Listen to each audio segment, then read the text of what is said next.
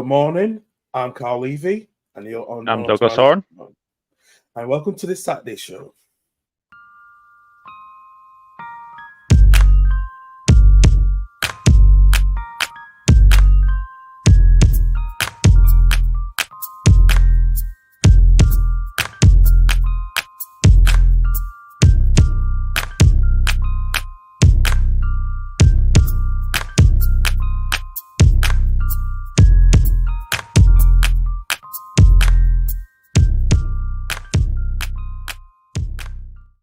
Good morning, everyone. It's Saturday the 23rd here, September, and we're here live as well this morning. Myself and Doug. How's your week been? Yeah, not bad, mate. Not bad. Pretty straightforward week. It's literally just a case of now sort of a waiting game. I've been managing to. I'm working from home all next week just to see if anything happens, and then obviously when baby's here, then I'll be on paternity leave. So yeah, very very exciting times for the both of us. But I am not in a bad week. What about you?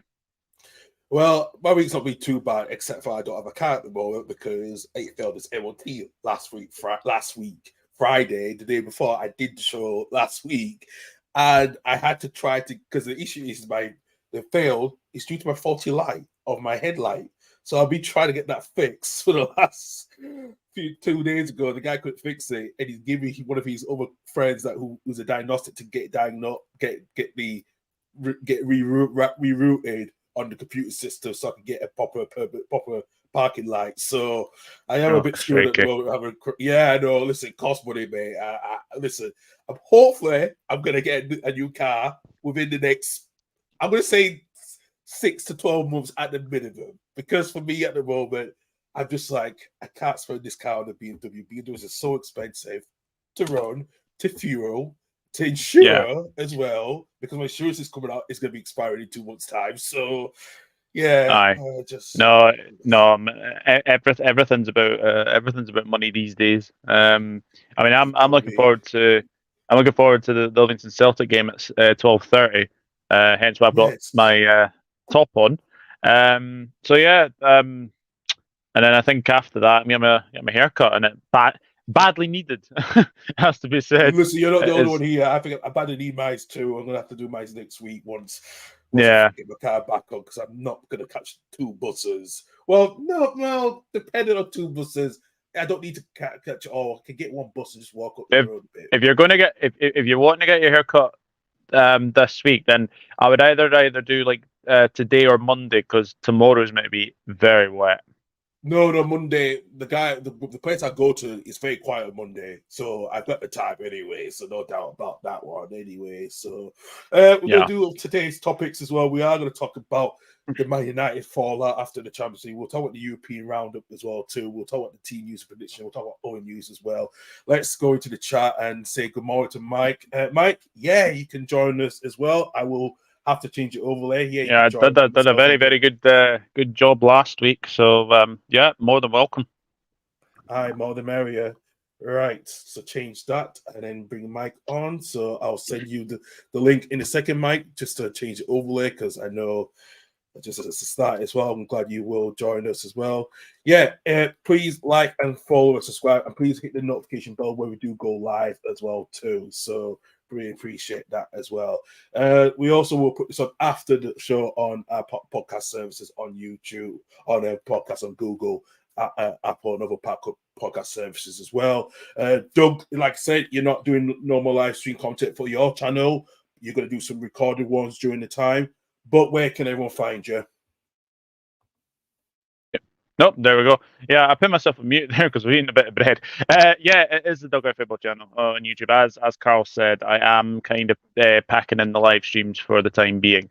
But there will be plenty of pre-recorded content. So hit that notifications bell so you don't miss an upload. Absolutely, indeed. Let's say good morning to Mike. Mike, how you doing, mate? Yeah, not too bad. I hope you two are well, and I bet Doug is very looking forward to the anticipation of little baby now. So hope all that's well with you, and Cal, you're gonna have to walk everywhere at the moment, mate. Oh God, listen, don't tell me that. I already know about that. I know I am going to be the busy person with helping them to get. Well, not really, because his wife did pass the driving test, so the lesson will be all right. But I don't know. I'm kind of just trying not to. I don't know. Yeah, I'll think about that one because it's going to be quite busy. But other than that, I think it's safe to say that Carl is lost without his car, Mike. Definitely. I am lost without my car. I am literally lost without my car. I can't do anything with my car. I had to get to the bus to the gym. I missed one gym session on Wednesday. I had to get the bus earlier on Thursday. It's been tough. I'm just like, and it's because in Edinburgh, there's not a lot of auto electricity, mobile services in Edinburgh. So you have to get one from the other side of Midlothian. Oh God, it's tough. It's tough, mate. It's really tough. And then, anyway, you can like plan all the you could put all the plan in place for local transport. That never bloody works because that's always either delayed or some idiots taking 50 more minutes to do a 20-minute route. No, Yeah. It can be bad in Edinburgh. Yeah, no, it can be bad in Edinburgh. Even though we've got good service, but it can be bloody bad. And Douglas can back that up sometimes, especially with the grid, how the network works, because it's so bad where, depending on some days, it really is. So, well, on a Sunday, yeah, the last bus from the town centre to town is 5:30 at night in the evening. What? Really? Yeah. 5:30. Yeah. I knew it was different in England and in Wales. True. That's true. Yeah, Sunday bus service is not the best here. I'll say that for. I don't think it's great anywhere else, to be honest. No. It's bad though because people work 7 days a week, don't they? But yeah, it is what it is. Yeah, well, depending on 7 days a week, and I have got some boys to tell you about anyway. So I am looking to go self-employed. So that is now the ball. Nice. Rolling. So the ball is rolling now. So I am going to meet with Beats' Gateway because I need to sort myself to register as a sole trader to start my Uber driving. So I am going to be self-employed. Hopefully by the end of this year. Hopefully I want to do my license. So yeah, I'm going to be my own business. So excellent. Very nice. Absolutely indeed. Right, we got some games today coming up later on today at 3:00. We got Crystal Palace against Fulham, Luton Town home to Wolves, North Forest away at Man City, and then 5:30 kickoff between Brentford and Everton, and also the 8 p.m. kickoff between Burnley against Manchester United. Ipswich at home to Blackburn, Watford away to Leeds, Leicester City at home to Bristol City. We've got Middlesbrough versus Southampton, Plymouth at home to Norwich City, Preston, who have been surprising packages in the Championship this season, they've been on top of the table, away to Rotherham. Swansea City at home to Sheffield Wednesday, and West Brom at home to Millwall. And in League One, Reading away to Blackpool, Bolton at home to Peterborough, Wigan away at Bristol Rovers, Burton Albion against Fleetwood under the new manager Lee Johnson, Cambridge United at home to Port Vale, Carlisle United at home to Derby County, another big game for Derby, Wycombe away at Cheltenham at home to Stevenage, later on against Shrewsbury, Northampton Town against Barnsley, Exeter City at Oxford United, and Portsmouth at home to Lincoln City. And in League Two, we've got Crewe against Colchester, German away at Doncaster, Crawley Town away at Grimsby Town, Harrogate Town home against Salford City. We've got Manchester Town against Barrow, Morecambe against Swindon Town, Mike, your boys at home to Bradford City later on today at Newport. We've got Notts County at home to Forest Green Rovers, Wrexham away to Stockport, Sutton United against NK Dons, Tranmere Rovers against Accrington Stanley, and Walsall home to Wimbledon. And in the Scottish Premiership, Doug's team Livingston at home to Celtic in the 12:30 kickoff live at Sky Sports Football. Kilmarnock away to Dundee, Hibs at home to St Johnstone, and the Hearts are playing away at Paisley against St Mirren. And also for Sunday's games, huge North London derby between Arsenal and Tottenham at home at 2 p.m. kickoff. Bournemouth to Brighton, Chelsea at home to Aston Villa at 2 p.m. as well.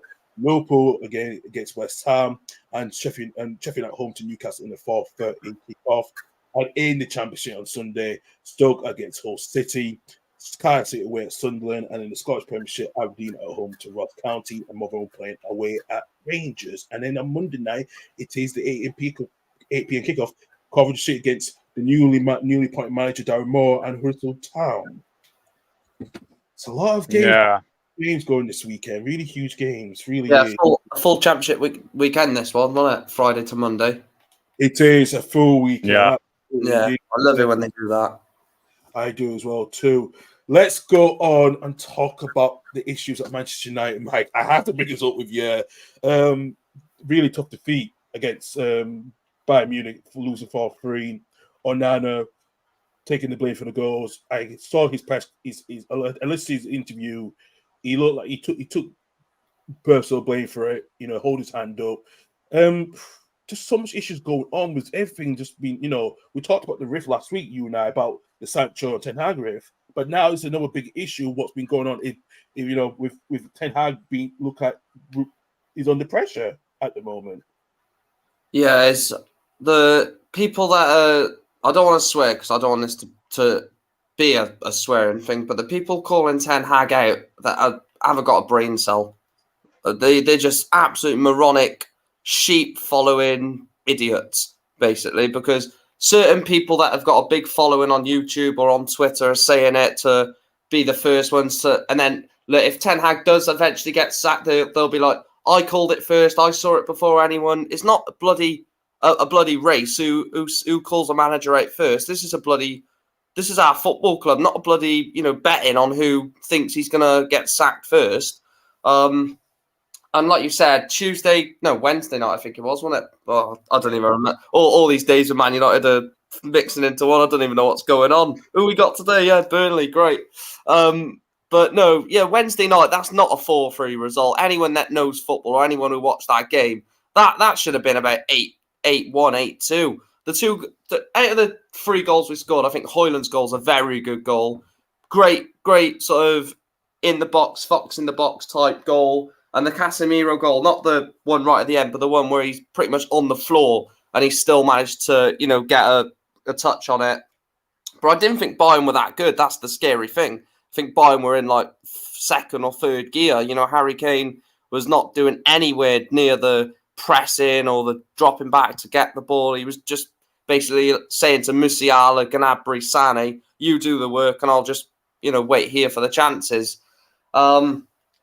In terms of Onana, I really don't like the stick that he's getting. And for him to personally say that he wants to go and speak to the media after he wanted to sort of show the Manchester United fans that I'm sorry. And the only goal that I would really say is his fault is the first one. The second, the Harry Kane penalty, there's no goalkeeper in the world that saves that. You know what Kane is like from the spot. If you give him 10, he's scoring 9, and the other one is the one that he missed against France. That's nice. Yeah, thanks for that, mate. Thanks for reminding that one, mate. Yeah. All right, don't worry. And like I said, he literally scores 99% of his penalties, so you can't blame him for that one. And the Matthias Tell one is a fantastic goal. So he's only up blame for one, and he's come out and he's basically said I'm up blame for all 4 of them. And people saying drop him for Altay Bayindir.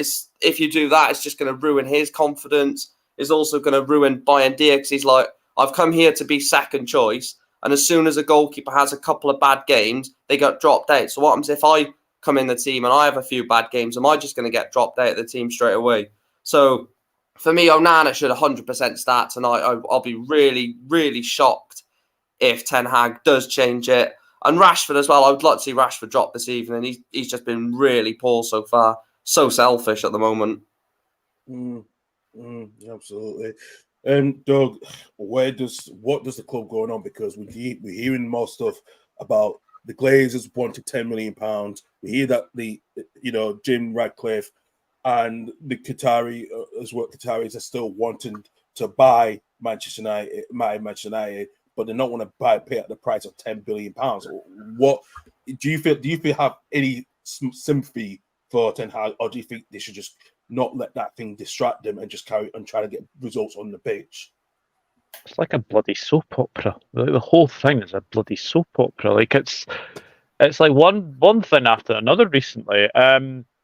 Look, that Bayern Man United game, I watched that game the other night and I could not believe what I was watching. Mad mental game. never a 4-3 game, as Mike said, and I absolutely agree with him. I think the criticism of Onana is just getting to a point of racism now. I saw that. Yeah. Sorry, I did like mention that whatever that male sport is up to. Onana's handling issues continue after dropping his car keys. Like I've dropped my house keys for like I drop my house keys all the time. I drop my phone all the time. I drop like I drop a lot of things. So am I going to be late in the headline? That's not even news. That's like an everyday thing. Look, the criticism of Onana. Look, I understand where a lot of people are coming from. Like, I think the first goal the other night is definitely his mistake. He shouldn't be letting that trickle in.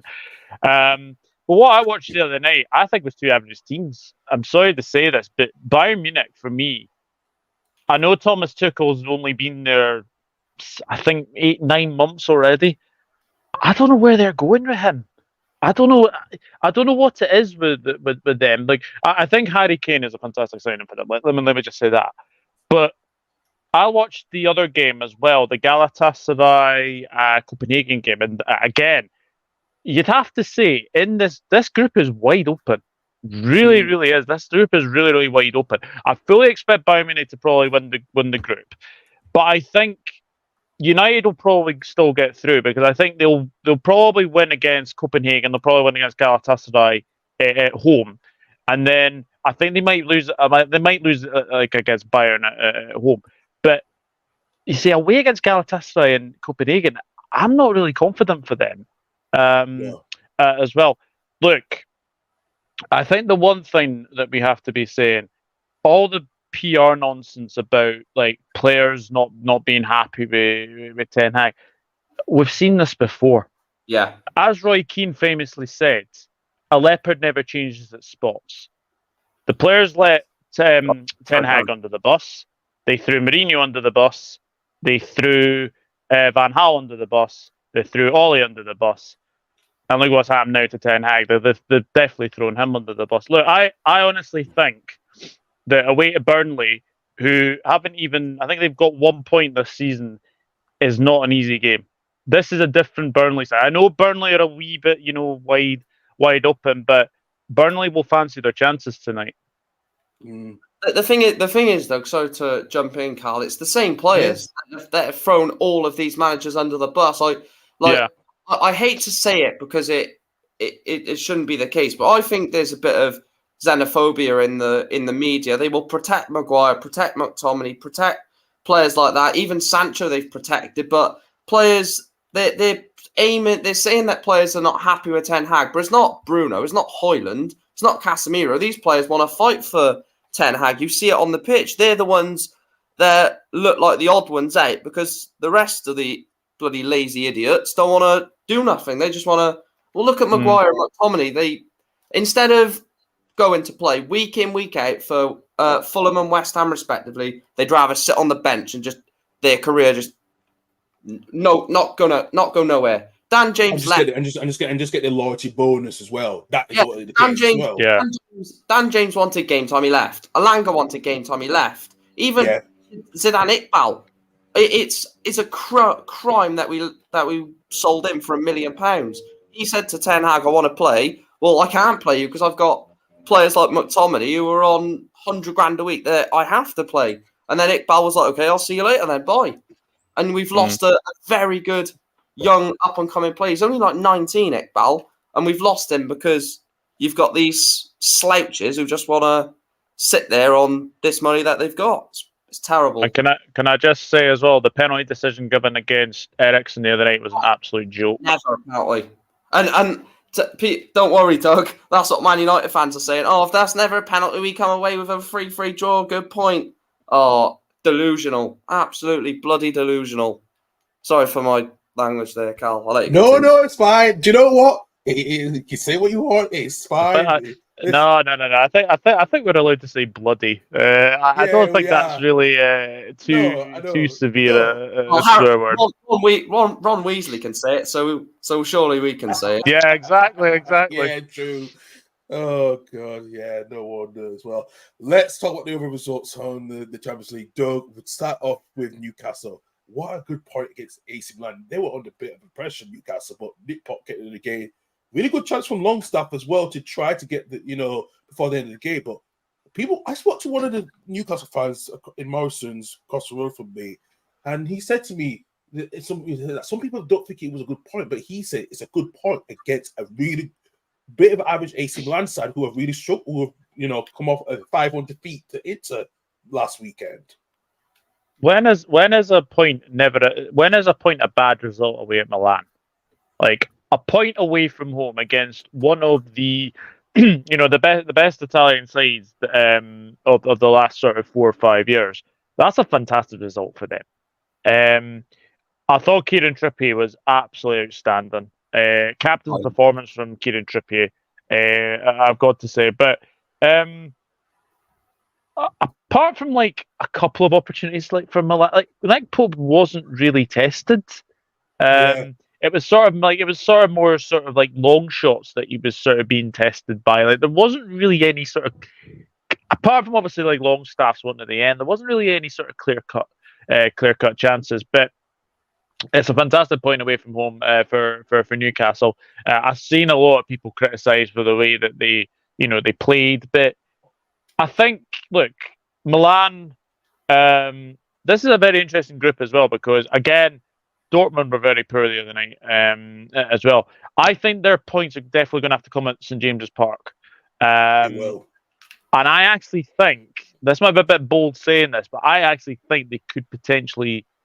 Maybe not win all of them, but maybe like win 2, maybe draw 1, because St James's Park under the lights, there's no better atmosphere than St James's Park. So, very good point for Newcastle, and I think they'll take some confidence into that. Absolutely, Mike. Do you think after PSG winning against Dortmund 2-0, do you think this is going to come down to either points or even goal difference if some of the points have been level? Because like I said, people have talked about this as being a group of death, but I don't see this as a group of death. I think this is an open chance for all 4 teams. I'm going to sound like a really horrible person here, but I think Newcastle could be in for a pumping in one of these games. I think I know what they've done last season. Getting into the top 4, getting into a cup final, losing. I thought that they done extremely well. But what we've seen so far in the Premier League is every Premier League game they were thinking about that game against Milan, against Brighton. I told you last week, didn't I, Cal? Against Brighton, they were literally like when they conceded the second goal, you just saw all their heads drop as if to say, "Well, we got Milan in a few weeks. We're going to the San Siro." I think the pressure is getting to them a little bit, and I do think it's a good point. I'm not going to say it's not a good point, but in terms of the context of the group, I think. You've got to. I know why they set up like that, but you've got to attack this group. You're in the Champions League for the first time in 20 odd years. Just attack these games. There's 6 games where you're against top quality teams, top quality players, and I just think it was very Atletico Madrid like. It was very just attack us, and I feel like they're going to get beat heavily if they say that to a PSG at the Parc des Princes or whatever. If they go to PSG and say attack us, they could be in for an absolute pumping, and that's why I don't know. I really sound like just so negative about Newcastle, but I just think maybe it's a step too far. This group is stacked with quality, and I think they will finish bottom of the group. But yeah, I agree with Doug. They could pick up a big win at St James's Park because that place will be bouncing for PSG, Milan, Dortmund. Yeah, absolutely. I just look at the Borussia Dortmund squad. It just so much. They kept some of the players. I think with some of the players were happy to see Jude Bellingham go. We talked about last week about how Jude Bellingham started so well at Real Madrid. It just surprised how Dortmund, some of the players came up with that comment. They've been on the cosh this season, Dortmund, because the pressure is on them now without Jude Bellingham. Who's going to get the goals for them? Because you do worry about that at the moment with that Dortmund squad. I think Sebastian Haller will score goals for them. He's a player that I've really liked for a long time. Got slated like absolute extreme levels when he was at West Ham because he couldn't hit a bloody barn door. And then what he went through, that obviously tragic illness that he went through, to come back from that, to still be scoring goals and still basically saying, I've moved on from that. That's in the past. I do think they'll be fine. Bellingham's a massive miss, though, as goes without saying. It really is as well. Let's talk about Group E game. Doug, we'll talk about Celtic losing 2-0, went down to 9 men. Tough start for Brendan Rodgers. Final look just a little bit better. And Celtic did start quite well before that first goal, before the end of the first half. That killed the game for them. Yeah, I'm kind of hoping that the Feyenoord game has kind of taken it out on them. Because the last 2 times Livingston have played Celtic, basically after a European game, we've actually gone on and won. So hopefully, fingers crossed. But I've got to say, I don't think Horne has got any complaints about his red card. I think that was a definite red card. I think the Lager Bielka one, I mean, I don't even think that's a yellow. I don't even think it's a red. I mean, I don't even think it's a penalty either. I thought the refereeing actually in some of these games has been absolutely shocking, to say the very, very least. But yeah, Celtic started well. They started well, but the one thing you don't do is concede right on half-time. And for a goalkeeper as good as Joe Hart, he will be very, very disappointed with that first one, because he's literally let it trickle. He's far too away to his right hand side, so he's always giving himself a bit of a problem. Especially he's like keeping that big left side of his goal, like he's leaving a big gap. And they exploited it, and they scored from it, which was very, very good. And obviously Yakin Bash, who is a player I think we all remember sort of his Brighton days. He smashes it into sort of make it 2-0. And after that, I kind of felt Celtic were like hanging on a wee bit as well. But again, this is a very, very tricky group, because obviously we've seen what happened in the. Let us talk about that. I mean, what Providale, who was born in 1994, has got 94 on his back, scores the equaliser in the 94th minute. It's just there's just stories like that where you just have to say fair play. Oh yeah, absolutely, man, absolutely. Mike, do you see Feyenoord as kind of the dark horses, the way they in their Dutch league, they won the league over Ajax and PC? Do you see them as a dark horse with Arne Slot, who was linked to the move to Spurs this past summer as well, and he was linked with the Leeds job as well prior to that? Can you see them being the dark horses in that group, and also probably in the knockout stages? Well, Ajax's decline came from when Ten Hag left, and apparently he's an awful coach. Feyenoord have always been a good side. No matter what European competition they've qualified, they've always looked good in the group games.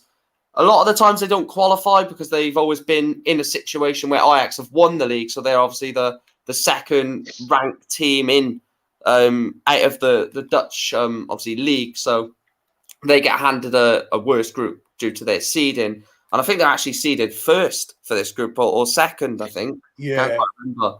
Yeah. So, going into it, they, obviously seedings don't mean anything, but based on that, they're the favourites for the group. I think they're going to get through.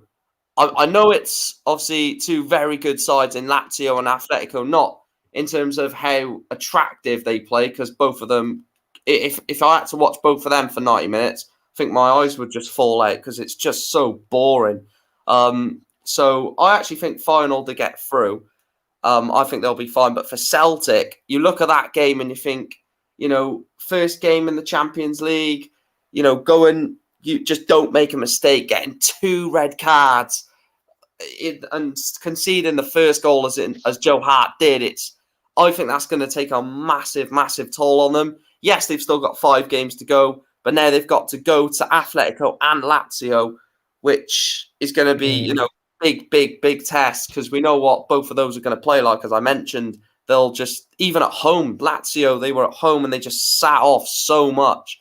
But yeah, I think Feyenoord will be through, or be fine, sorry. But I think it's a big struggle for Celtic now. I think they were targeting don't lose in the Feyenoord game, and they've lost and got 2 suspensions out of it. That's not the best start to a Champions League group stage. No, absolutely not. Really, is it? Going to Group G, Man City. They've been a bit interesting for Man City. They've always struggled. They had so many chances at shot on target until the fortunate goal at halftime when Baraki scored in the 45th minute just before halftime. That took the win out of Man City a little bit because, and then unfortunately they did get the win with 3-1 at the end. But did Man City really struggled a bit to try, with Allen misses so many chances? I mean, that first half, it looked like a FIFA game. I think it was like 22 shots for City and something like 18 on target, and then like one shot, 1 goal for Crvena Zvezda. I think I'm going to call them that because yes, they're called Red Star Belgrade, but obviously they are called Crvena Zvezda for a reason, so I'll call them that anyway. Joe Cole didn't call them that, did they? On the Champions League draw, did you see that? No, he didn't. He just said Red Star Belgrade, and then the guy next to him went Carreza Verdena or whatever it is. Oh, sorry. Yeah. But I've got to say, I don't know if you will both agree with me, but I think Julian Alvarez has been Manchester City's best player this season. Well, Julian Alvarez at his age has literally won everything. Yeah. Mm-hmm. He's just been fantastic. I mean, the obviously made up the first goal the other night. It was got the goal, and the free kick. I mean, it's gone all the way in. And it's a bit ironic that the guy on the goalkeeper for Crvena Zvezda is Glazer. Yeah. I saw a tweet. Another stupid Glazer in Manchester or something like that. I was like, oh, yeah, you couldn't write it. City as well.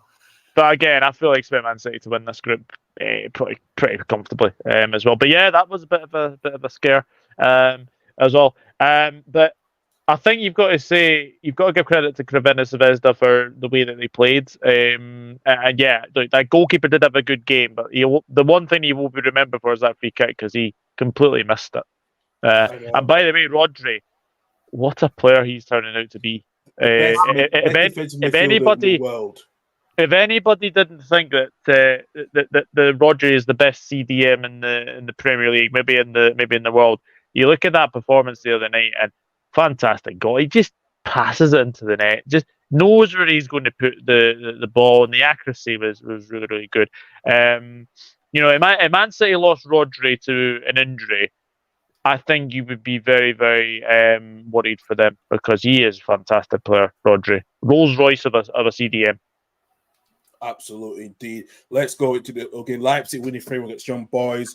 Leipzig, can they really get further to this season, Mike? Because we know they've got with Werner back. It was an easy game for them in Switzerland for them. But do you just see Leipzig, with what the players have got, can go to another level? Because we've been saying this for quite a long time. The Champions League record's not been their best, but can I go to another level this season? Yeah, I targeted Leipzig as a dark horse this year for when I didn't actually publish the Champions League predictions, but I was looking at it and I really seeing them as a dark horse. I like the team. They've got strength and depth all over the pitch. You look at the team that started against Young Boys. You had Poulsen and I think it was Openda started. And you had both Benjamin Sesko and Werner on the bench. So there's 4 strikers there who all are different. Werner's pace. Sesko is Haaland, like he's strong, physical, but also quick. And then you've got Poulsen and Openda who are quite similar to each other. So they've got all options in the attack. And then one of the signings of the season, European edition, Xavi Simons. My goodness, what a player he is. Did you see his celebration? He literally stood on the advertising board the other day and literally just the whole Leipzig crowd. It wasn't the Champions League game, it was the game before in the league. And the whole of their ground were just like singing Xavi Simons. And he's like 20 years of age. I think they look really good. Werner, what he done at Chelsea, forget that. It's a different Timo Werner. He's showing why he just suits the German league. The Premier League was just not the right fix for him. He obviously made a name for himself at Leipzig, thought it was the right move to the Premier League, as any player in the world wants to do. The Premier League is the best league in the world, best players in the world. Just couldn't do it. And do you know what? I appreciate that as a striker. He appreciated that he just couldn't do it in the Premier League. Went back to where it all started, and he's banging in goals again. And, he's playing well. He's playing with a smile, which is what you always want to see from a striker. Absolutely, indeed. Briefly in Group H, so Barcelona winning 5-0 against Royal Antwerp. Royal Antwerp in the first Champions League for more than 2 decades, for more than 3-4 decades as well for them. They got smashed 5-0. But Barcelona can Barcelona get out of group stage finally in this season's Champions League? Yeah, I think they're bound to get out of the group very, very soon. And I think it's this one. I think they've been given a reasonable group. I don't like Shakhtar what they once were. It's quite interesting actually. Shakhtar having to play in Hamburg this Champions League season, which is quite bizarre. I know obviously due to the war, etc. I know the reason why now, because I heard some story, and I think they originally were playing in Poland of getting the spot, but there's been a fallout between both those two countries. So I think they're now playing in Germany because of the fallout between those two countries. So there you go. Makes sense then. But yeah, for me, I think Barcelona and FC Porto should get out of this group pretty comfortably, and then I think it's a battle between obviously the Europa League spot between obviously the other two. But yeah, it's quite weird to see. It's quite weird to see like a Royal Antwerp side that has got Toby Alderweireld. It's got Mark van Bommel as manager, and oh yes, remember Vincent Janssen, the very. Yeah. How much did Spurs pay for him? It was about 18 million quid, I think. 20 million quid, yeah. He was a disaster when he was in England, and yeah, he plays for obviously Royal Antwerp. But look, I think Barcelona do look good. It's very weird that they're not playing at the new Camp Nou. I mean that ground. I know they've tried their best. Like they'd obviously just like design it with obviously like Barcelona like logos and like advertising them as well, but it's just not the same. No, not really at all. Actually, it does feel weird when they're playing at the Olympic Stadium, where their rivals used to play before they moved to a new stadium. So it's kind of weird with that one. And I saw the logos as well. I'm like, it doesn't fit Barcelona in a way that it's supposed to be. And hopefully they'll be back in the new camp sooner the better. So Spotify FC Barcelona. Yeah. True. What a game for Arsenal. The first Champions League back in 6 years, winning 4 against PSV. Mike, Arsenal look quality. It looks like Saka is a proper Champions League player that we need in this Champions League. And he scored the first goal. And they just look quality Arsenal really better. And then Odegaard signed a new contract this year, 5-year contract. Can Arsenal and Mikel Arteta can really get closer to the latter stages of the Champions League this season, because I think they look quality in their group. Well, you look at the last 4, the semi-finalists in the Champions League last season, and I think Arsenal would give all 4 of them a good game. What we've seen this, I've said it for three seasons that Mikel Arteta is building something, and constantly Arsenal fans after a loss, he's got to go. We need an elite manager. And is he elite? Probably not elite, but he is very, very close. He's on the periphery of elite right now. He is getting players that I thought were no-hopers into players that are playing exceptionally well. We got Granit Xhaka until obviously he went to play at Leverkusen. Got Granit Xhaka playing as a number 10. Granit Xhaka is a number 10 scoring goals for Arsenal when he told the fans to basically F off 2 years before that. He's got hit. He had him on side. He dealt with Aubameyang. He dealt with Ozil. Now he's got a couple of signings away from an incredible squad that, Saka, Martinelli, Jesus, even Nketiah, he's been getting a lot of stick, which is wrong. Trossard. Trossard, who seems to be stepping up at the moment. And then you look at the midfield, they've got Captain Magic at the moment, Martin Odegaard. They're a good team, and I hate to say it because we were miles ahead of them 2-3 years ago, and now it's just a completely different. It's not even the same galaxy. We're just miles away from them.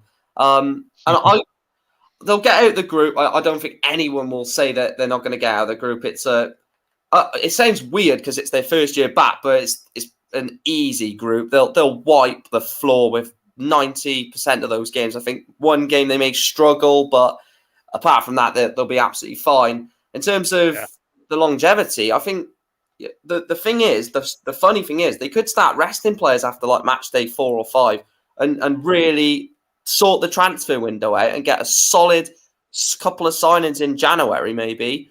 I think they'll get quarterfinals. I just think that the squad's still young.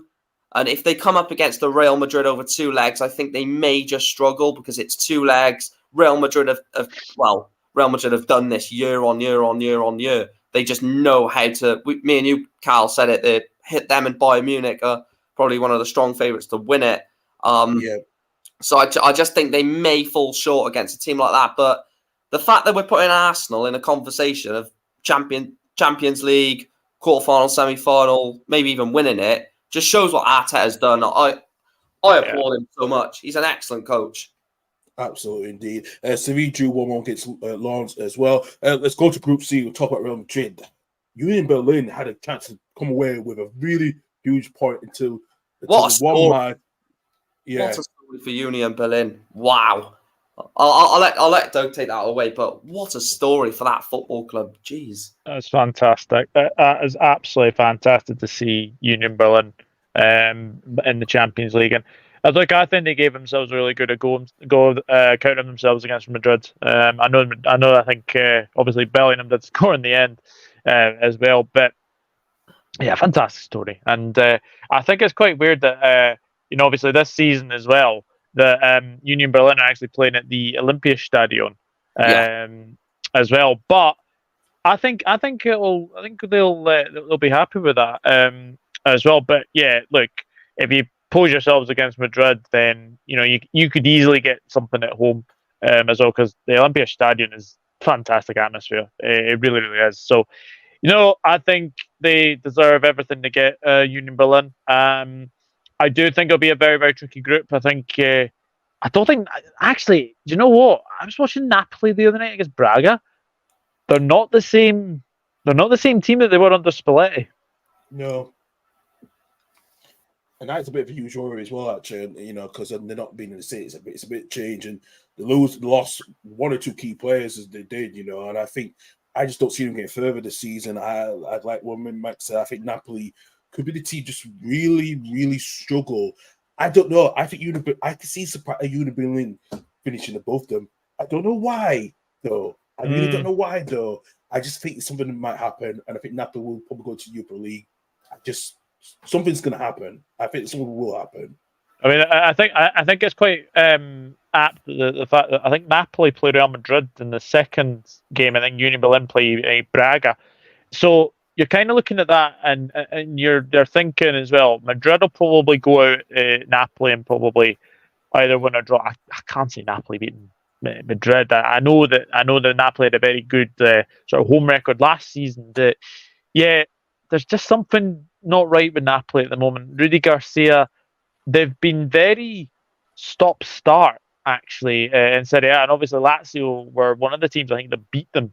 I think it was like 4-1 at home, which is not very, very good. But no, early days. But I think if Union Berlin play like they did against Real Madrid, then they could be a match for anybody at the Olympiastadion and away. I think if we're being honest, I think the way the group is sort of going, I think Braga will probably finish bottom.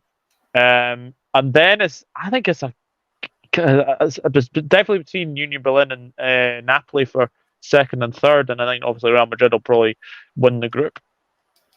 Yeah, absolutely as well. Over Group D, Benfica losing 2-0 at home to Red Bull Salzburg, and Real Sociedad drew 1-1 against Inter Milan. Sociedad should have won that game. 100%. I thought that they had a good chance to get a very average Inter Milan side. They should have had that chance to kill that game, really did. Let's go to the other Europa League games. We'll talk briefly about these teams. West Ham winning 3-1 against Baka Tupla. Mike, look at that. West Ham, trying to, they had a bit of a slow start. They came back, and Mohamed Kudus, bought from Ajax. It looks a fantastic player. Yeah, I've watched Kudus for the last couple of years when he's at Ajax, and even obviously for Ghana, especially in the World Cup. He's a very talented player because he'll start off the right, but he does drift in and play in sort of that centre mid role, and he does it really effectively.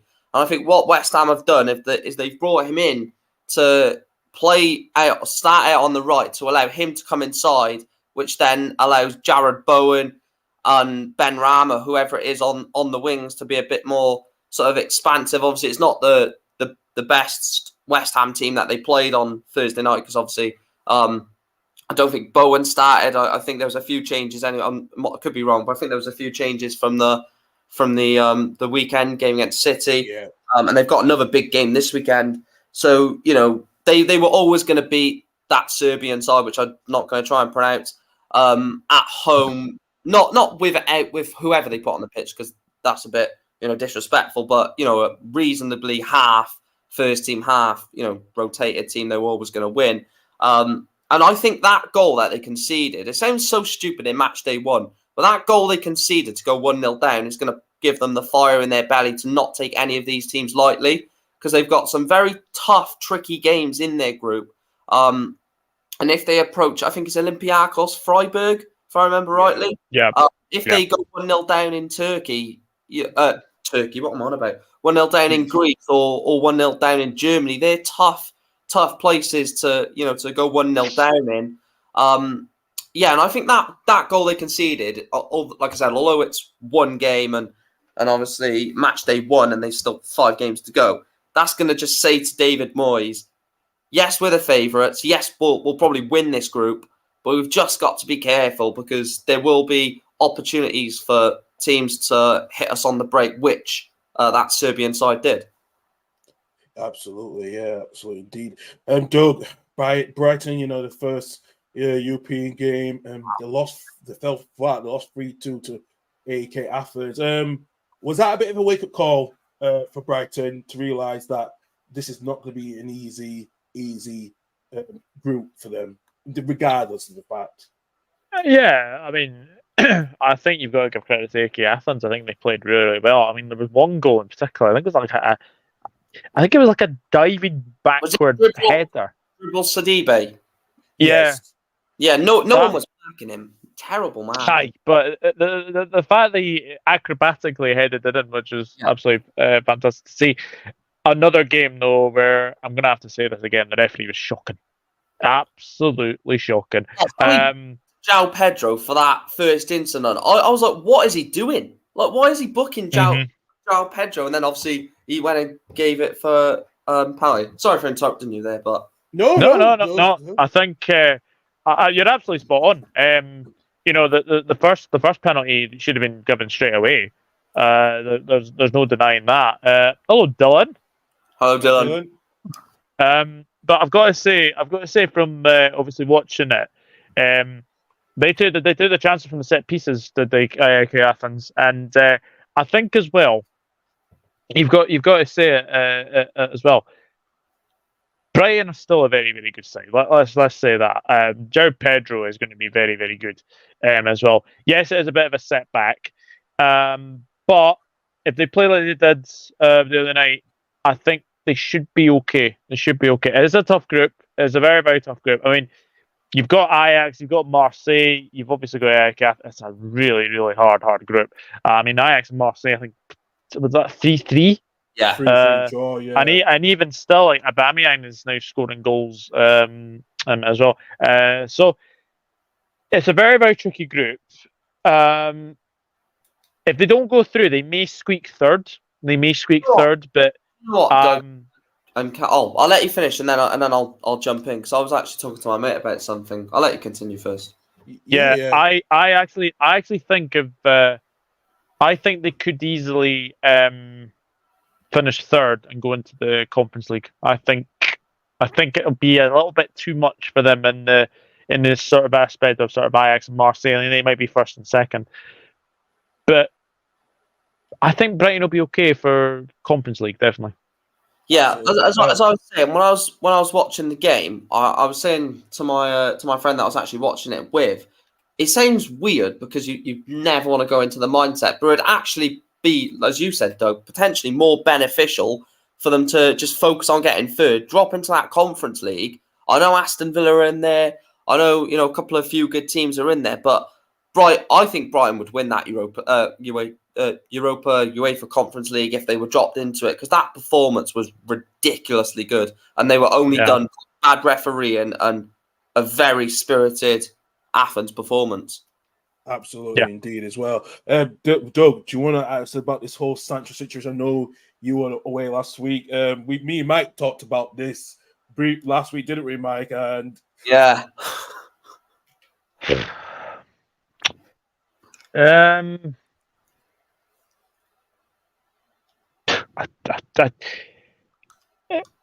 I said earlier, it's one thing after another with Manchester United. Like Sancho situation is really bad. I think was he playing like pro clubs or something? Not even watching the game against Munich. It's a complete mess. It is a complete and utter mess. I actually think Man United will offload him in January. I can't see him staying. I don't even think he plays another game for the club. The worst thing is, right, all he has to, Ten Hag has basically pretty much put it in black and white. If he apologises, he will play. Yeah. He's literally said that. If I was the manager, I would be like, I'm the manager, I'm basically the leader sort of thing. I'm giving him a chance, and he's still not bothering. So, he's basically got a get out of jail free card. Ten Hag is thinking, Jesus, what the bloody hell have I gotten myself into here? I'll just tell Sancho, just apologise then, and we'll get past this. Thinking he'll apologise and everything will be normal. He can try and get on with sorting this mess out, and then you've got Sancho doing, playing pro clubs and on FIFA. I'm like, oh, really? Just it's going the way of Jesse Lingard. I told you, Carl, didn't I? It's going the way of Lingard. I'm scared because there's such an incredible talent there. I know. You said it last week, and you're right. It's going to happen again. I wouldn't be surprised at all. Let's go to Group C. Rangers winning 1-0 against a very well Betis side. Doug, it was a narrow but impressive victory from Rangers on Thursday night. Very good victory. One of the things actually is very, very good about Rangers is their home form. Their home form in the Europa League has been very, very good as well. And I think that was a big, big result because I think this group will kind of sort of determine sort of their home form. Away, I'm not so sure that they can get result. I mean, obviously Sparta Prague, and I can't even remember the other. I miss Limassol. Yeah. I would probably say that they might get results sort of away against those two. It's Betis. I think that is the tricky game, but no, fantastic result, and that'll be a big boost to Michael Beale because he's been under a bit of pressure recently since obviously the Old Firm defeat as well. But no, very, very good result for Rangers, and hopefully it spurs them on to maybe get out this group. Absolutely, indeed. Mike, we'll go to Bayer Leverkusen. Are they the favourites in this Europa League alongside Liverpool when they won a 4-0 against BK Häcken? They've got an easy group, haven't they?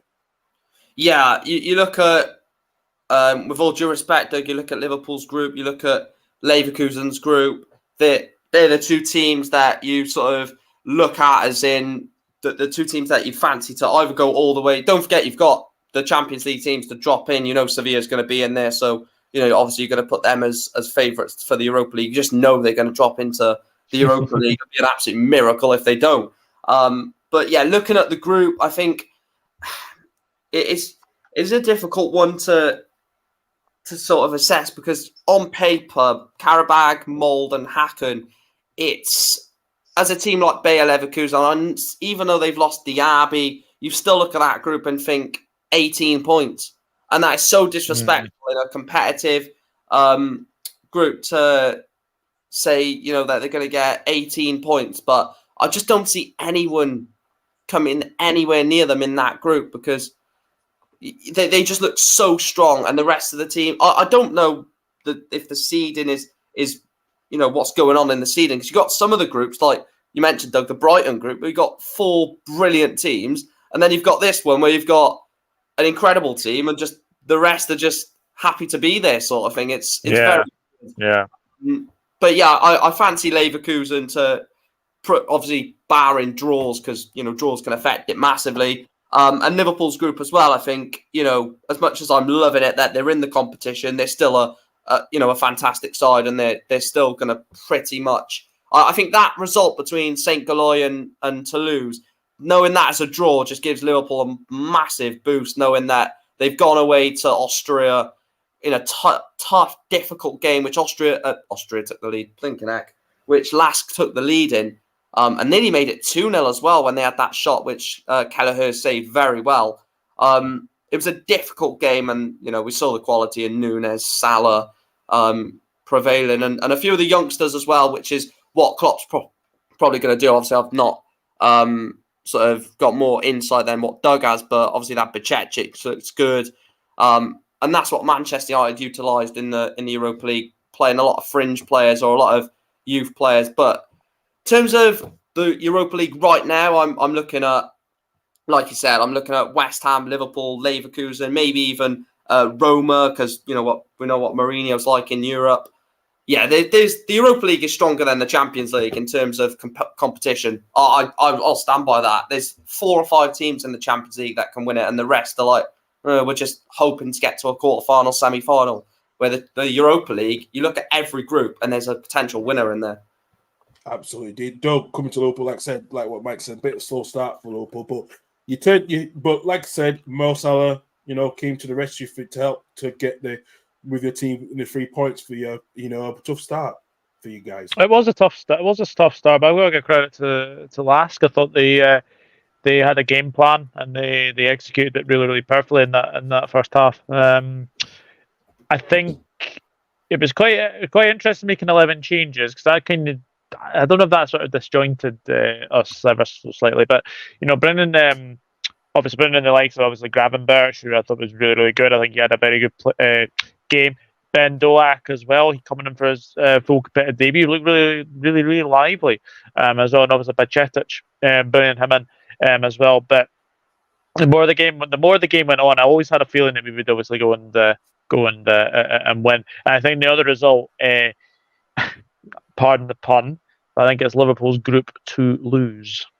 Ah. Oh. It's 11:30 in the morning, Doug. Come on. At least let me wait. I haven't even had a coffee or anything. I'm pulling them out.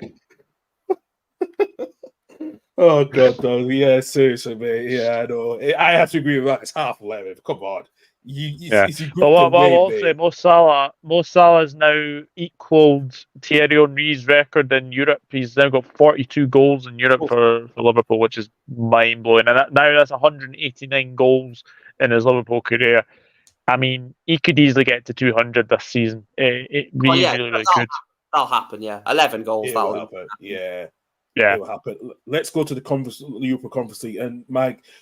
Defensive errors just cost Aston Villa in their 3-2 defeat to Liga Warsaw. So much, they're really good up front, but there's issues at the back, especially with the injuries to Tara Mings and Diego Carlos. Do you worry about does Ulmer Emery have to fix that issue if they want to get beyond the group stages? Well, I obviously follow a lot of Villa fans on social media and speak to quite a few. And they're not worried whatsoever because they've said Unai Emery, apart from last season, has been in some sort of UEFA competition for like 6 or 7 years in a row or something ridiculous. Yeah. Just got European pedigree all over, and this squad or that squad has got European pedigree all over the pitch. I personally think they'll be absolutely fine. The weird thing is, I've not seen apart from the Liverpool game, I've not seen a game where Villa have been awful. All the games apart from the Liverpool one, they've looked good, and it's just how they got beat 5-1 at Newcastle is still to this day is an absolute shock because they were not bad. It was the Sky Sports game. I was watching it and the goals were going in. I was like, what is going on? This is not Aston Villa. This is not Unai Emery. Yeah. They, very solid at the back and the goals were just flying in. That was a difficult game away at Poland. Before the game, you saw the amount of police that was in and around the stadium, what Polish fans are like, and what because I've seen Polish fans live at a Wales game, and what they're like is so intimidating. You get a bad touch on the ball, and those fans are on you. And Villa, I think, sort of tried to rise to the occasion and tried to beat the fans, and that's what done them because they were trying to get the fans that as the fans were booing them, they're trying to make slick passes or trying to do little skills and tricks to try and shut the fans up, and they were slipping all over the pitch, and it was just a car crash. But again, they didn't look bad.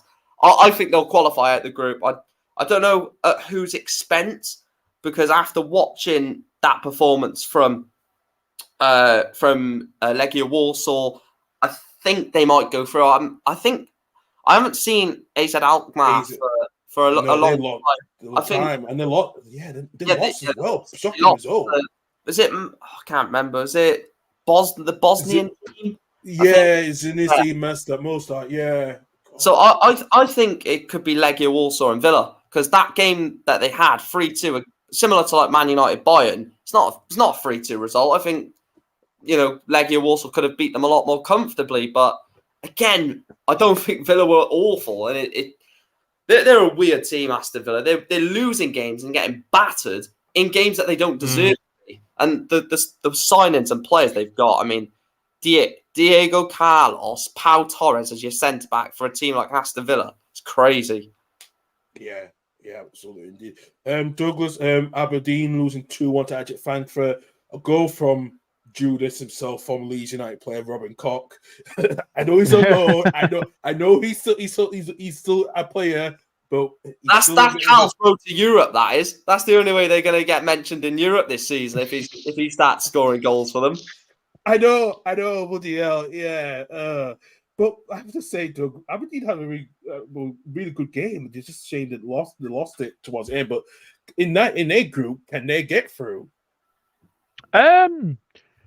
They could easily potentially get through. But I think the one thing that I will say about Aberdeen is that despite obviously the golf and class between the two, I thought they gave themselves a really good goal against Eintracht Frankfurt.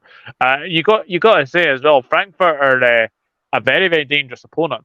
We all kind of know of obviously them winning the Europa League a couple of years ago as well, and they're a very, very tricky team to play. So the fact that they've gone away to Frankfurt and only lost by one goal, considering the golf in the two teams, I think is very, very good. They were just undone by obviously set pieces of again, which is really annoying. But I think Aberdeen, if their home form will determine if they go through or not.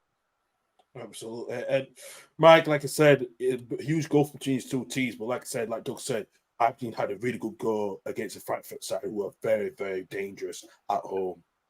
Well, a lot of these, with all due respect, I'm saying this the whole stream with all due respect, but it is true. With all due respect to Aberdeen, just like Celtic, just like Union Berlin, these teams like this who have got difficult groups on paper, it's home form. If you can beat teams at home, and even if you're losing 2-1 or 1-0, something like that away, Frankfurt are by far and away the best team in the group. So if you're losing 2-1 or 1-0 there, or a tight game, there's no embarrassment in that. And I think that I don't know. I don't think they'll get through personally, just because I just look at it and PAOK have been good in European competitions. Obviously, they beat Helsinki. And they've got a few good players, PAOK, and I think they'll be okay in the group as well. So I think it'll be them and them and Frankfurt. Absolutely, indeed. Yeah, and just before we go on to the team news predictions, Dylan said he about Sancho. He think it'd be a quality team like West Ham or Brighton. It's probably a Yeah. good point, actually. I don't think Moyes or De Zerbi would have someone like that. I think he's gonna if he leaves, he's gonna find it hard to get a job because these teams that we're on about are well drilled. They're teams that don't tolerate crap basically. And you look at the Brighton team. What Brighton have done so well in the last couple of years. They don't want a big money £200,000 a week son dropping in and disrupting that because what they've got is they haven't got any superstars. Well, Ansu Fati now, but before they signed Ansu Fati, they haven't got any superstars. They've got 20 odd players who know their role, know they're not superstars, but they just fight for each other. And the amount of players Brighton have lost in the last 3-4 seasons to build this team that is arguably better than Chelsea, which is where half the players have gone to. It's crazy. Yeah, so I don't think Brighton would even take Jadon Sancho, which is crazy to say. Absolutely, yeah, absolutely. Right, let's get on to the team news and predictions. We'll start off at Chris Parks gets fully. Roy Hodgson has recovered from his illness and will return to the dugout late today. Jordan Ayew and Matt Guay have recovered from the injury, but midfielder Naram Amanda is out with a sprained ankle. And for Fulham, Anthony Robertson is fit again after missing last weekend's victory against Luton. Fulham will remain without injured pair Toshin Ayew and Saka Lukic. This is the 50th clash between both these teams. Fulham lead by 18 wins to 14 with 17 draws. The Eagles have earned 14 points from 7 home games since Roy Hodgson returned as manager, winning 4, drawing 2, and losing 1. Interesting game, tough game. I look like this is going to be a score draw between these two teams because I think these two teams are really good at the moment. They're both 9th and 10th as well. Don't know. This is a tough one actually. I think because it's past home and the way they do get the fans, I think this is going to be a tough game. I'm going to say 2-1 to Palace, just about. I'm going down. I'm going down the lines of a draw. I'm going to go 1-1. Do you know? No, I'll go with Fulham. My head was Fulham, and I'll go with Fulham. I think they'll win this one 2-1. I think they've kept probably one of the. I know we mentioned Rodri, but one of the best CDMs in the league right now, João Palhinha, and they managed to keep him and get the Bayern Munich hands off him. I think sign a 5-year deal as well. So yeah, which is perfect because I think he's an incredible footballer. I'd like to see him a little bit more advanced. I know he's got his skill, his reputation for being a CDM, but I'd just love to see him as a number 8 making those runs into the box because I think he'd be so effective there. But obviously, they don't want to do that. I think Fulham will win this 2-1. All right, okay then. Right, next game, go to Kenneth Road, pointless Luton at home to Wolves. Ross Barkley is set to miss a second consecutive match with his hand strain, but he should be fit to face Everton next week. Dan Potts, Jordan Clark, and Gabriel O'Shea are still a few weeks away from return. Gareth Neal says Ryan Altnori has overcome muscle fatigue last weekend, and also young midfielder Joe Hodge has recovered from a fight injury. This is the first top 5 meeting between Luton Town and Wolves since the 1983-84 campaign when the Hatters won the double when they fought at home and 2-1 away. Wolves have been in the past 7 league against Luton and won past 3 in a row. The past 3 in a row. So I think Wolves away from home have not been too bad. No. They've lost to Manchester United. They beat Everton. They lost narrowly against Crystal Palace as well. So they've got goals in them. They've got goals in them at Wolves. I think it's now or never for Luton. They have to be winning their home games. They have to be looking to getting at least something. This is sort of one of those where it could potentially be sort of last on match of the day, potentially. But I'm going to give Wolves the win. I thought last week when they played Liverpool, I thought, yes, they looked really, really good in the first half. Obviously, Pedro Neto gave our defence a real run for their money. And I think if he's on good form today, I think he could be the difference maker. And obviously, you've got Hee Chan Wang. So yeah, I'm going to go for a narrow 1-1 to Wolves. I think Wolves' wins recently have been sort of 1-0. So yeah, I'm going to go 1-0 Wolves. Mike, you going that way as well too for a Wolves win? No, I'm gonna do it. I'm gonna go 1-0 Luton. I just think the goal they scored against West Ham at home is the goals they're gonna score this season, and it's how they're gonna win games. Lofted ball into the box, no hope whatsoever. 6-foot striker on the end of it, goal. I think that's how they'll score today. I think they're gonna get double-figure points, which is gonna be an absolute miracle if they do that. But I think they're gonna win 1-0. I'll say I can't think of the striker's name. Carlton Morris. Carlton Morris. Yeah, Carlton Morris. Yeah. 1-0 Luton. I love what Sorry, Cal. Sorry to interrupt you. I had a on my Footballogy app, which is the app I use to track like the games that I go to. 6 years ago today, Luton Town won, Newport County won in the conference. Or 7. Wow.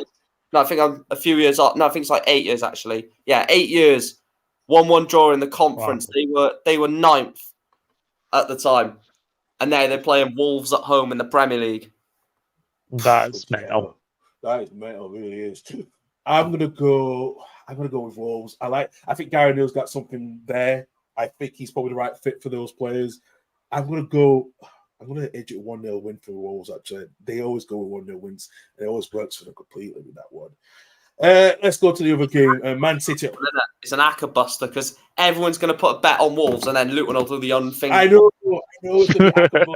I know that, and you're probably right. God, yeah. I'm trying to. At least I'm not going to put no acca on today. That's the last thing I'm going to do, man. With that one. Right. Man City hold to Nottingham Forest. Jack Grealish could be involved on Saturday after a forward injury absence. Matej Kovacic is close to return, but it's unlikely to finish. But Bernardo Silva misses out with a minor injury in his hamstring.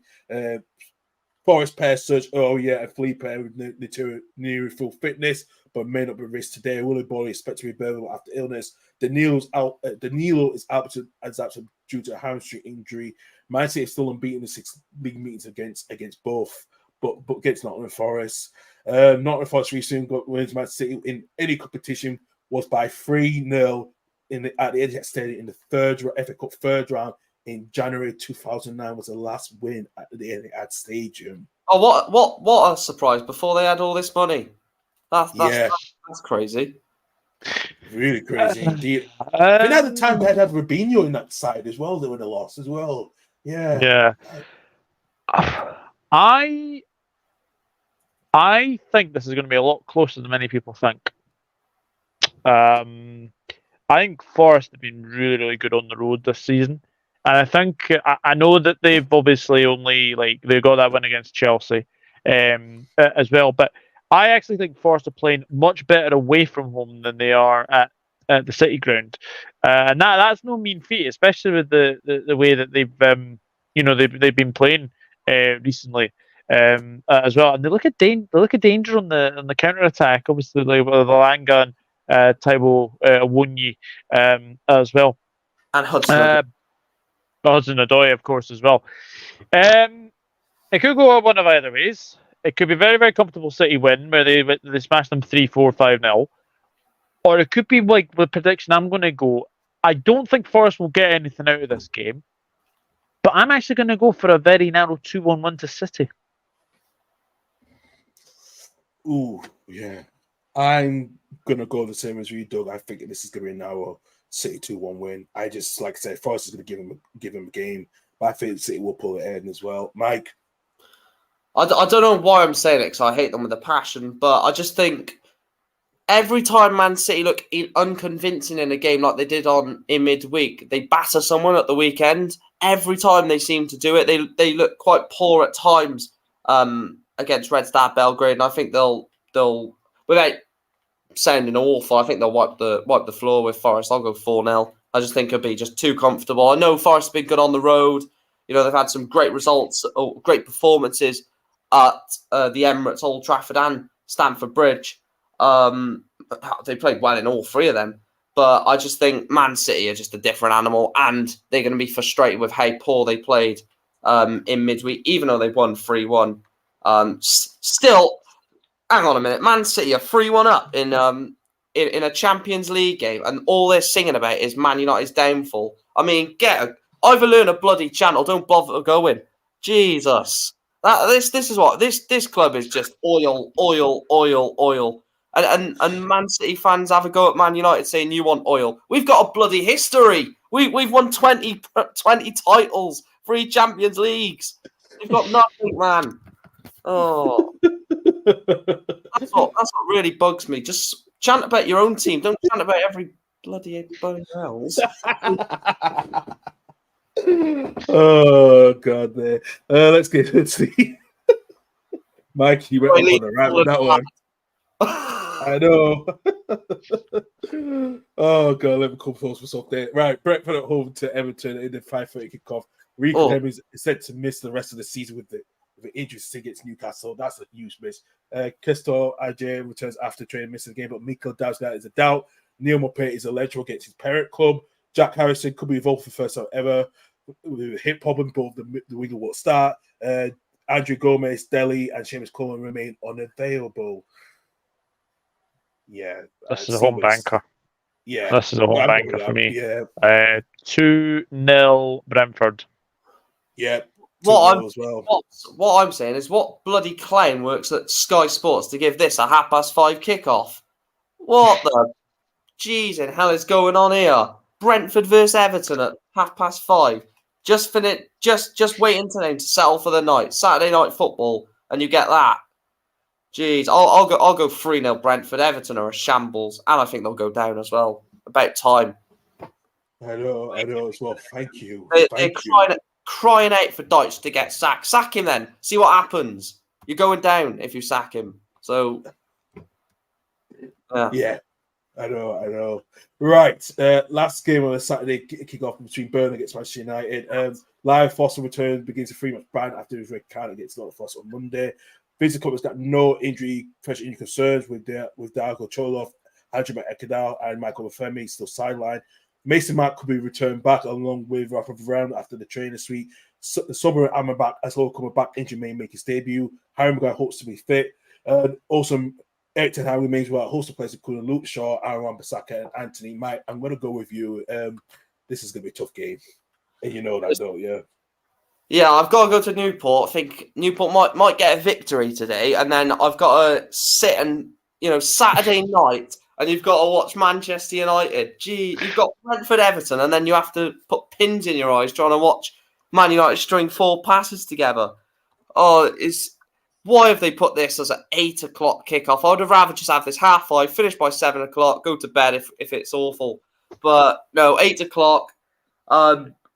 Everything's just telling me Burnley are going to win this 1-0, but I can't say that. That can't. I can see where everyone will be coming from. Saturday night, 8 o'clock, Turf Moor, horrible conditions probably. They're probably going to do what they always do, tough the ground up a bit, as which is so bad, but I know they do it. But like Doug said at the start of the show, they're a different team now. They pass the ball a lot better under Kompany, so I'm not expecting a lofted ball up towards the striker. I'm expecting them to play it on the ground, and if they do that, I think we can pick them off. Not convincing, but we've got a good record against newly promoted teams. Or a decent-ish record against newly promoted teams, and we've got a decent record recently at Burnley. We haven't lost. Yeah, we've drew all the time, but I'd rather take a draw. I'd take a point right now, which tells you everything where this club is at. 1-0, 90th minute winner off someone, probably Vincent Kompany own goal, knowing our luck. No, 1-0 Man United. I don't know how we're going to win it, Cal, but we're going to win it 1-0. Doug? I'm actually going to go for a draw. I'm going to go 1-1. I'll take that. Can we have that result now? Mike, you know me. I'm gonna stay loyal to myself. I'm gonna go a now 1-0 win for Burnley. Ask me that Leeds Watford prediction, Cal. Do it. I will do in a bit. Trust me, I will do in a bit. We still got Leeds about another 5 games to go through. So let's start off. And actually, Anthony, yes, we are going to talk about the prediction for the North London Derby. Arsenal against Tottenham Hotspur. No, Gabriel Martinelli will be assessed after hamstring forcing him off at Everton last weekend. Thomas Partey remains out with a groin issue. During Timber is all in the long-term absentee. Tottenham's Ivan Perisic suffered a serious knee injury turn. He's going to miss the majority of the season. Ange Postecoglou, however, has no injury concerns with Locentio, Hill, and Roberto Bento will be a few weeks away for a return. This is going to be interesting. This is the most interesting North London derby game for a long time. Two teams at the moment in good form. This is the game of the weekend for me, undoubtedly. This is going to determine where both sides are at. I love what Spurs are doing under Ange Postecoglou. I think he's been fantastic the way that he's been playing, his sort of style of football as well. And he just seems like a really, really nice guy off the pitch, as well. I actually think if we're looking at like past sort of records, I don't think Spurs have beaten Arsenal at the Emirates since 2010. There was a Yunus Kabul. That is going way, way back. Since Yunus Kabul scored. Yeah. I'm going to go for a draw. I'm going to go 1-1. I'm going to go for a draw. I'm going 2-2. 2-2 draw.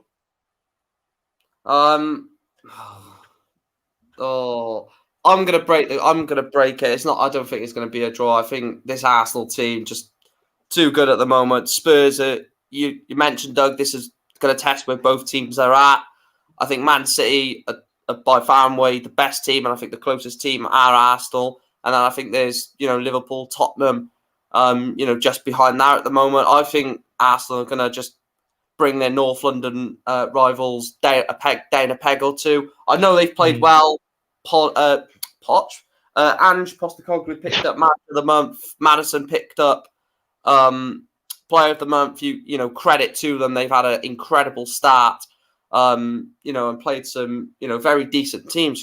Battered Burnley at Turf Moor, which I said at the start of the season, Burnley won't ever get battered this season. And Spurs won't have done that. Yes, they beat United before Cal gets there first. And I just think that they are a well-drilled team. But I just think, again, coming back to Arsenal, they've got options. Martinelli's not playing, and they're still going to have a scary front three or, whatever Arteta goes with in the attacking lineup. Yeah, I'm going to go 3-2 Arsenal. I think it's going to be an absolutely incredible game. It's not going to be one of those where Sky build it up and it's a 0-0 draw. I think it will have goals in it. I think it'll have the drama that everyone wants to see this type of game have. But again, I just think Arsenal, their record against Spurs at the Emirates is impeccable. They beat them 4-2, was it a few years ago, or 3-2 or 3-1, something like that, when Saka scored and celebrated in front of the Spurs fans. And I just want to see the fierceness back in these rivalries. Like Roy Keane said, Arsenal, Man United, and they're shaking hands in the tunnel. I want to see an early tackle go in. I want to see a couple of yellow cards. I want it to be feisty. And I think Arsenal are going to get the better of Spurs. All right, let's go into the other game. Brighton against Bournemouth. Pascal Gross is a fitness start after sustaining a muscle injury in the Europa League defeat against Athens on Thursday. Lewis Dunk, James Milner, and the recent Evan Ferguson will be assessed. Roberto De Zerbi is planning a lot of changes. No fresh injury concerns for Bournemouth, despite Tyler Adams and Scott still continuing with their recoveries from long-term injuries. Bournemouth I wouldn't be surprised if Bournemouth could spring a surprise, but I think Brighton at home is formidable. Yeah, I think Brighton should win this. 2-0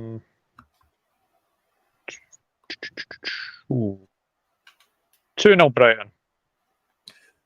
I'm gonna go with that way. I'm gonna go. Well, Brighton did do a double last season. I'm gonna go with 2-0 as well. Actually, Mike. It's a bit of a derby, isn't it? Safe Coast derby. I'll just go same result. Same result, different scoreline. 1-0 Brighton. They'll just want to get the job done after Thursday night's disappointment. Absolutely. Now let's go to Chelsea against Aston Villa. And Chelsea pair Nomi McCarthy and Matt Quell are fit to return on Sunday. Moses Caicedo and Amanda O'Brien are also contingent after injuries. Trevor Chavala, Reece James, Kenny Chukwuemeka, and Bama Badashil are still building from intimate fitness. No injury concerns for Aston Villa. Jake Rice will return from the broken foot, and also Alex Moreno was on the youth bench. Chelsea gonna have a tough game, right? Yeah, they are. And I thought Chelsea were dreadful against Bournemouth. Really, really poor. I know it wasn't a great game of football. Actually, Super Sunday last week was not great. At least we did actually see a goal last week. I mean, this may not be as much as a surprise result that many people think, but for me, I think Villa wiped the floor with Chelsea. I'm going to go 3-1 Aston Villa. Yeah, Mike. Is it at Stamford Bridge? Yeah. 3-0 Villa.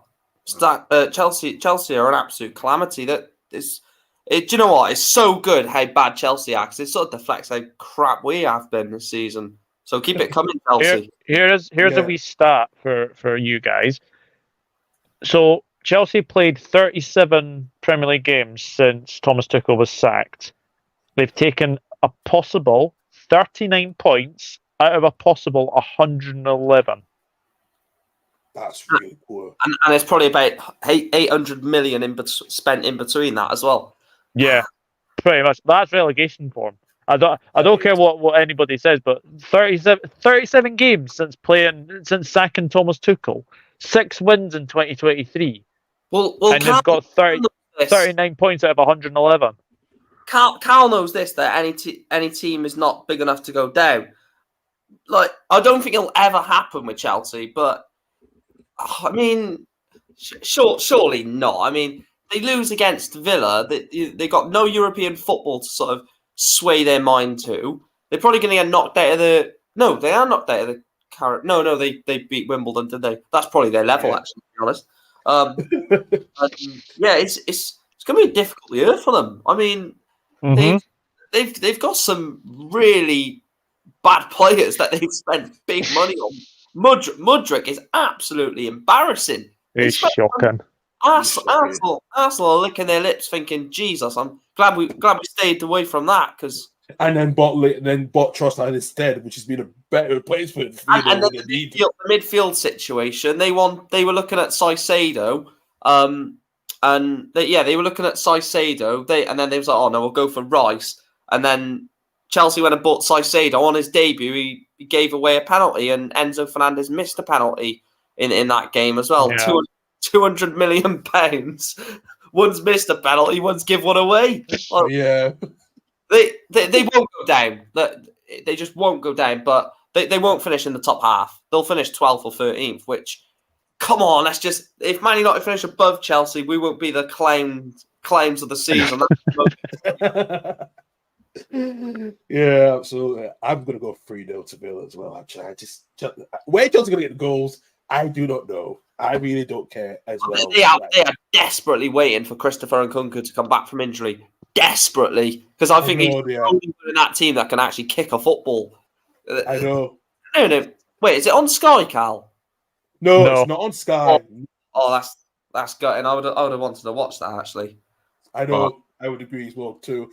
Liverpool gets West Ham. Doug, we know there's the excess with TAA. He's been up for 2 months with a hamstring issue. Hopefully, Gravenberch will be fit despite his cramp. We know Thiago's out, but Van Dijk is back in from a ban.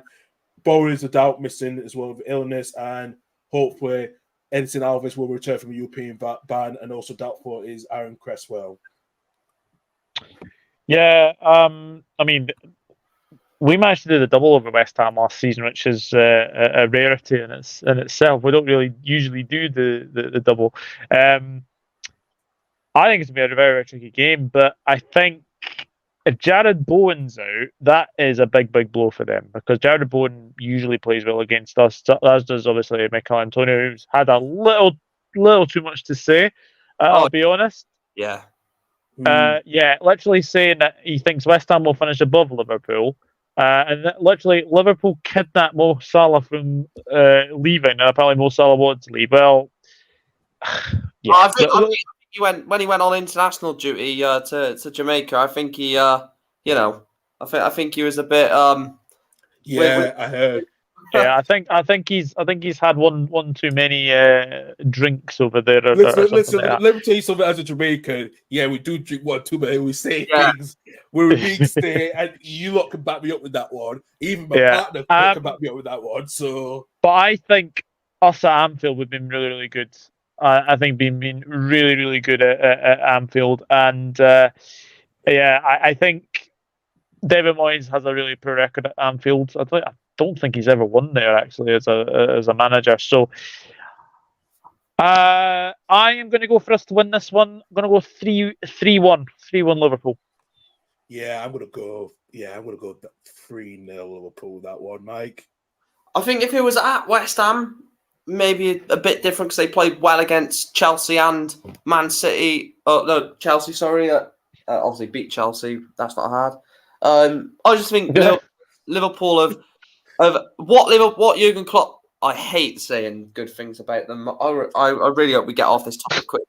But Anthony, is that a typo error? Are you saying Villa will win 37-2? Well, that's probably more likely than our prediction, isn't it? 37. But yeah, what Jurgen Klopp has done in this window, I hate to say it as a Man United fan, but it is quite remarkable. He has lost his two most experienced midfielders, and he has built a whole new midfield in a summer window, like a whole new midfield. Yeah. Endo, McAllister, Gravenberch, Szoboszlai, McAllister, Szoboszlai, Endo, and Gravenberch in one whole window. Things like that are not going to get noticed enough, but that's remarkable to do that in one window. I hate to say it, but they're coming back, and they're going to come back strong. 3-0. Yeah, I'm not surprised as well with that one. Let's go to the last game. Sheffield United against Newcastle. This is a travesty. This is a 4:30 kickoff. I know. I don't get why. I don't know what they've done this weekend, putting Brentford, Everton at 5:30, this at 4:30. I think the Premier League have got like a deal, haven't they, to show certain amount of games for each team. So that's probably why it is. And also, here's the thing, man. There's some shared this to Douglas and in our group chat. I actually they said the Premier League looking at putting games on 6:30 on Sunday in the new TV rights deal. That's ridiculous. That is absolutely ridiculous. So what you're going to get then is these 4:30 games that historically have been Chelsea, Liverpool, Chelsea, Man United, Liverpool, Man City, Man United, Arsenal, Man United, Man City. Those games will now be. It's all marketing. It's all money. These games now will be like Luton versus West Ham, and then you'll have to wait till 6:30 for your Liverpool, Man City. It's going the way of a Super League. It is. It's just money. Everything is money. Yeah, absolutely, indeed, with this one.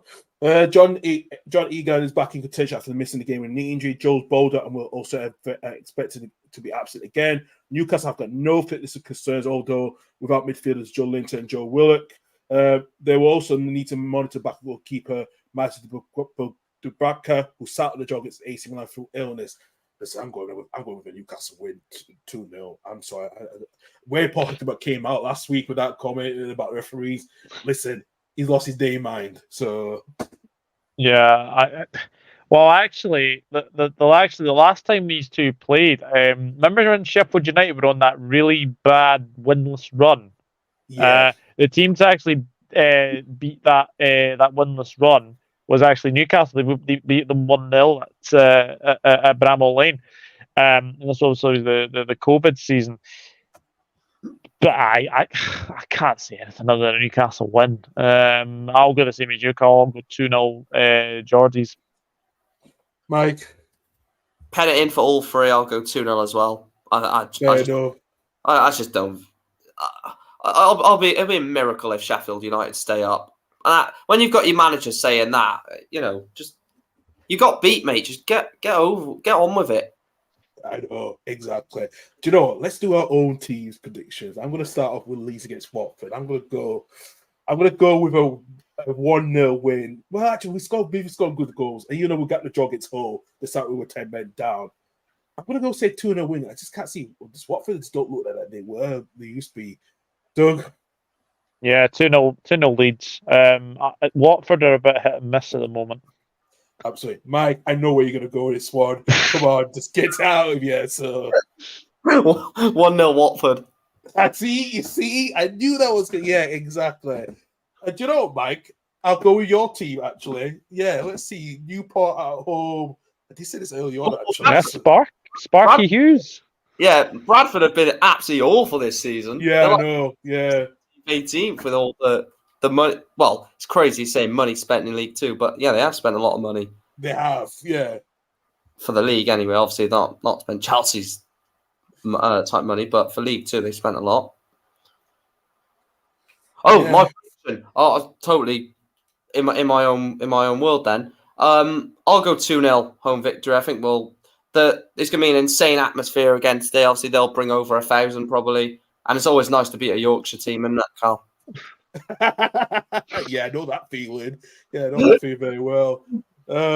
Yes, Doug. Actually, say he's topping the prediction league. We're doing Brad. He won. Yeah, safe travels to the King Power, Anthony. I know you're going there today, so obviously safe travels. Doug, where you gonna go? See you around. Bradford. Yeah, take care. Oh God, I think Mike might kill me with my prediction, but I'm going to go for Newport win. But I'm actually going to go for a very very high scoring game. I'm going to go something like I'll go 4-3 Newport.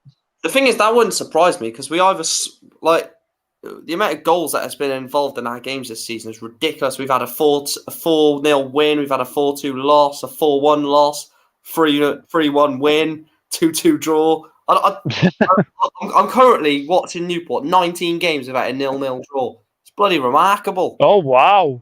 19 games. So if it happens against one of the best teams in the league on paper, I'll be really annoyed. But yeah, we're just scoring.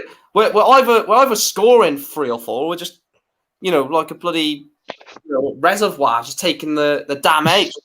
It's just a bloody onslaught. And some of the goals are getting conceded. I'm like, what the? They just shouldn't be going in. But yeah, like I said, I hope it isn't 4-3. And I really hope it's just like a 1 or 2-0 win and get home and try and watch Man United play at 8 o'clock. Mm. Go on. He's going to say Bradford now just because I slagged off Leeds. Yeah, I am actually going to go with Bradford to that one this year. I'm gonna go 2-3 to 3-2 to Bradford. Oh, I just knew it. Oh, I know.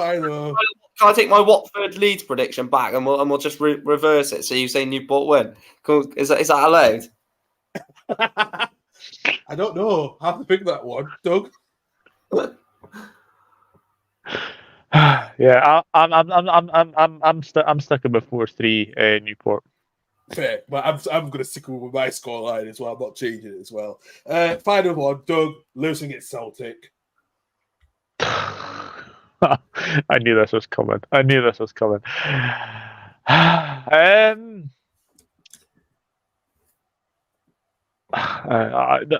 might jinx myself, but I know for a fact that Brendan Rodgers has not won at the Tony Macaroni Arena. He hasn't. So, and he's never won at Easter Road either. So, look, lunchtime game. Celtic came back from Feyenoord. I fully expect Celtic to win, but there's just that sort of that feeling that maybe we get something. Screw it, 1-0 Livingston. Why not? I'm going to go the same way as you, actually, Mike. Yeah, I'm going to go with Celtic. Yeah, you're going to go with Celtic. No, I'm going 1-0 Livingston. I didn't know that stat that Doug mentioned earlier about every time they've played a European game and they've played Livingston next, they've not won. So why stop a habit of a lifetime? 1-0 Levy. True. Do you have the team news for that game, actually? I do, actually. It's just come out just now, actually. I'll bring that to you. Is there no half 12 game in the Premier League today? Nope. No half-time note today. So I just got so Sandgate and Pittman is in for the host. Forrest will make his first Celtic start since January, Doug. So that is the James team. Forrest? Wow. Yeah, his first game. So we'll I just got the remember lineups. him playing against Barcelona in the Nou Camp. Wow. Mm-hmm. Yeah. So we've got the Livingston for me. We've got the Livingston team. So George in goal, Brandon, De Lucas, Olabai, and Penn Rice in the defense in the back four. We've got Shinnie, Holt, Pittman, Noble, and Sandgate up front with Anderson as the sole striker. For Celtic, Joe Hart still in goal, Johnson, Lababike, Scales, Taylor in the back four. O'Reilly, McGregor, and Hiria Hate in the midfield three, and Forrest, Kobo, and Maeda up front. So yeah, interesting selection. Interesting. Gentlemen, before we go, is that Shamal George that was previously at Liverpool and Colchester? Yes. Oh, yes, wow. it is. Wow. Yeah, absolutely. I know. Gentlemen, before we go, I've got a little video to show, and it is a young 6-year-old scoring last week. Take a look.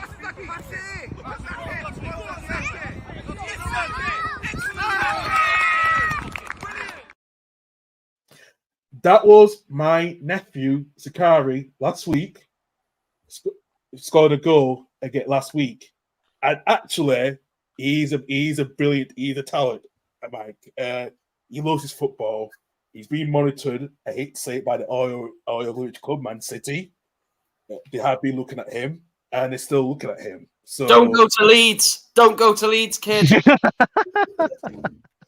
No, he loves his football. He's so different when he's on the field. He's so different. Good goal for a 6-year-old. Fair play. I know. He loves to score. And the way I see when I was back home a few weeks ago, he was just doing his skills in the house. And I thought he's gonna go some places. And I think even my other nephew, who was also is now getting 2 teeth in front of him, since he's still a baby. I think we're gonna have 2. I'm gonna have 2 nephews that do some sporty, being footballers or anything in sports wise. So that's your path to glory there, Cal. It is. It's my path to glory. Do expect that no family. The only person that could have done that could have been my dad, because my dad had a trial at Russell Town well before I was born, and he never took it. So I do have 2 cousins have played football, such as Junior Ben and Delaware Facey. So I do have football royalty. I'm expecting another football royalty in my own family, as well. So apart from Leeds, Cal? Yeah, apart from Leeds, yeah. Only joking. I am missing you from the Prem because it is an easy 6 points. You know, they won't invite me on next week. I'll be banned off here forever if I carry on. So let's just keep my mouth bloody shut. Hey, you might be on next week, because if Mr. Horne is away with his wife and the Labour respectively, you might have to come on. You definitely have to come on. So yeah. Gents, that is the end of the show. Thank you very much for listening. And listen, if you missed this show, please listen to us again as well after the recording. And Mike, where can everyone find you? Yeah, Mike Green on YouTube. Just started my new career mode on the new game, which is very stressful. But Mike Green is the YouTube channel. There'll be a vlog for when we beat Bradford later, around 6 o'clock ish. So yeah, if you want to check that out, hopefully I'm not raging in it or anything in it like that. And Cal will get his prediction wrong, which would be nice because I don't want us to lose. So yeah, not really on Twitter or anything like that anymore. It's just nonsense, to be honest. I'll just look at. Yeah, things. well, listen, Elon Musk has decided it might go behind a paywall. We are definitely. I don't care if it's X or whatever. We definitely leave it if it goes behind a paywall. We definitely leave it. So. Oh yeah, paying for a free to access social media. What? Yeah. So someone needs to bring him down a peg or 2 as well, because he's. Well, that's a debate for another day, but we're not going to. It is a debate for another day. An Elon Musk debate, because it'll be next morning's show, next Saturday's morning show. Sorry, and we'll still be talking about it. Yeah, absolutely. Doug, it's been a pleasure. Thank you as well. Where can everyone find you again? Yeah, the Dugout Football channel on YouTube. I'll be back when I'm back. I'm not promising anything, but we'll see what happens in the football this weekend. Absolutely. You can find myself at CarlLevy92 on Twitter, X. You can find myself on Instagram at KaleHus92. And also, you can find our channel here on YouTube, the Total Levy Home Football Channel. Please subscribe and like, and also hit the bell button as well to when we do go live when any new video comes out. Like I said, you can find us at the LH Football Pod on Twitter as well. Gentlemen, it's been a pleasure. Thank you very much. And everyone enjoy your weekend. And also, if you are in Edinburgh, it is Open Doors Day. It's the biggest free festival in Edinburgh. You can go to many, many places, such as Lowing Buses, to all the other nice buildings as well. That's open. That's close to the public. It's open for the public for one day today. But so please go around it today. We'll see you at the same time next week at 10:30 or 11, depending on what time, how we are. But Doug, Mike, have a good weekend. Everyone else, you all have a good weekend as well too. Take it for now. Bye-bye. Cheers. Thank you.